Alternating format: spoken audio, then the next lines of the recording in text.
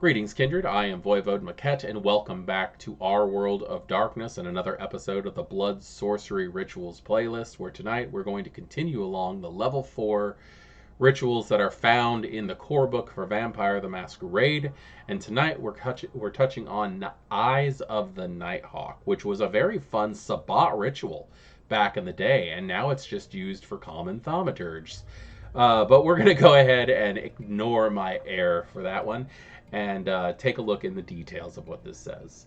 Related to the primitive powers of animalism, this ritual allows the caster to possess a carnivorous fowl, usually a raven or a bird of prey, directing its flight and seeing through its eyes. Parrots and manas, not being carnivores, cannot be used in this ritual.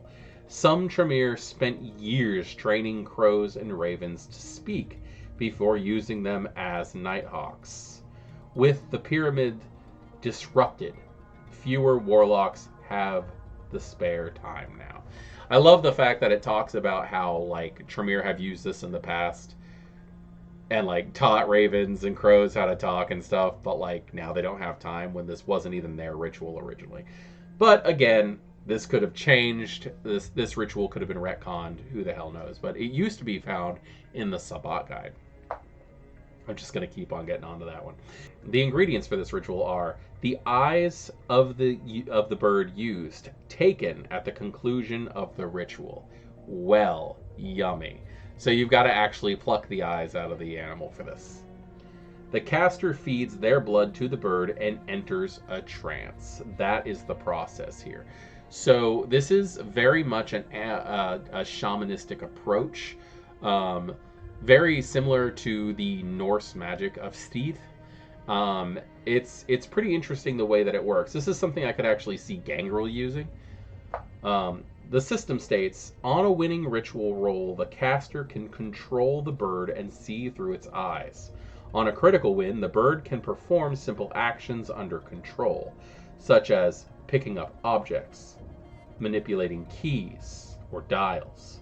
The caster can use most non-physical disciplines through the bird, even dominate, assuming the caster has telepathy or some other way of to communicate with target non-verbally. This is actually probably why the Tremere spent a lot of time teaching the birds how to talk. It's kind of interesting to think that like a bird lands and is going to dominate you. There is no limit to the range the bird can fly, though unless the caster plucks the eyes out of the bird at the end of the night, they themselves suffer blindness for 3 nights to come. So the main idea is that if they do not pluck the eyes out of the bird, that they're blind for 3 nights. I would really see this as a ritual that I would barely ever use, but when I did, I would plan to not have any time to do anything for 3 nights afterwards.